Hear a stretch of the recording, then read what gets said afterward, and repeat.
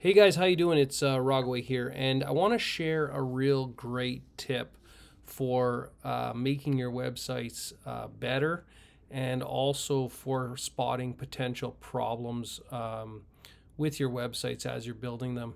Unfortunately, this is only available, as far as I know, in Google Chrome.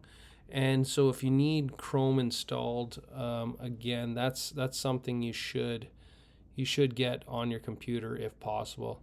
The website that we just built for the desktop version, if I pull that index file into Chrome, I'm going to be able to load it where we left off. This website, again, is going to display in here just the same that it does in any other browser, but we have one really excellent advantage in Chrome that I wanted to talk about, and I didn't really know where to put this, but I think this is a good spot. Once you have a website built, or as you're building a website, if you're noticing anything strange about your website, what you can do inside of Chrome is you can go under View, and you can go to the Developer option. Developer option is super useful for troubleshooting your any problems that you have on the website. And I use this all the time when I'm working on my web design. I go here and I will go into Developer Tools. Developer Tools is this little sidebar that will come up.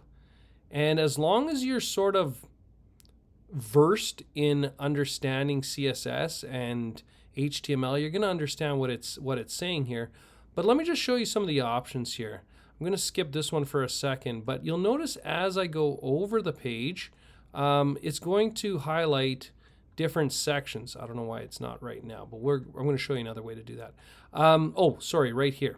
It's basically going to show you how the website is built, and as you scroll over each part, it's going to show you what is included in each part.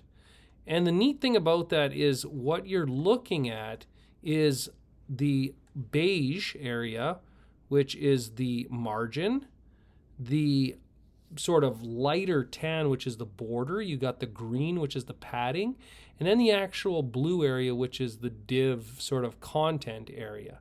And what this is doing is really giving you a good idea of how the site displays on the page.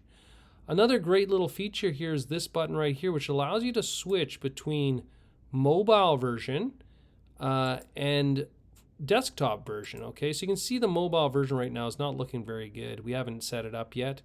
Okay, but the neat thing is you can pick your phone here as well. So if let's say I want to see it on an iPhone 14, it's going to give me a better idea of what that's going to look like. And as you can see, the website's pretty broken for mobile because we haven't built that yet, but we will. We'll be doing that next. And so if I turn that back off, again, the desktop version looks great.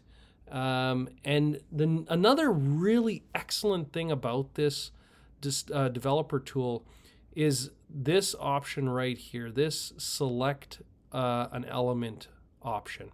So what you can do with that, let me just shrink this down a little bit because I want to really show you what is capable or what is possible that you can do with this.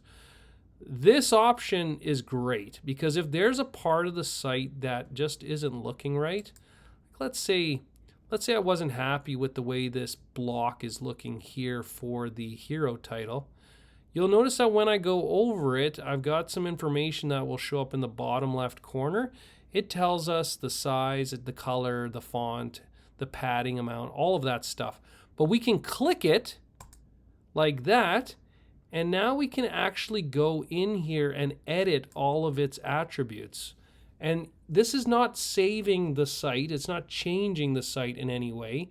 It's just showing us how the site could look if we go into our CSS and change it. And the great thing here is it tells us, okay, this is part of the hero title class. You're going to be able to find these options in your style sheet on line 88. Okay, all these attributes that are affecting this block are listed here and where to find them within the style sheet. All right, and the cool thing is I can go in here and I can mess with this. I can change this. Like, let's say I wanted to see what it would look like with bigger padding. Let's put 20. Oh, I got to put 20 px. My bad. And now we can see right away what it would look like with 20 padding.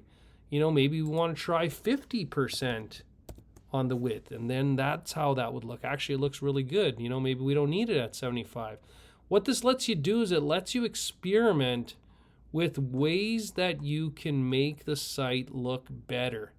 And I really love these development tools, again, because I can't tell you how many times I have racked my brain on an error, on a message, or something that just doesn't look right. And I've gone into my development tools and I find it within a couple seconds. It's just really that powerful. It's a great, great tool. If you are a web developer, I strongly encourage you to use Chrome specifically for this feature. It's really, really going to save you a lot of time troubleshooting what your website is doing, and it's going to make life much, much easier. All right. The next video, we're going to get into how to start creating a mobile version of the site.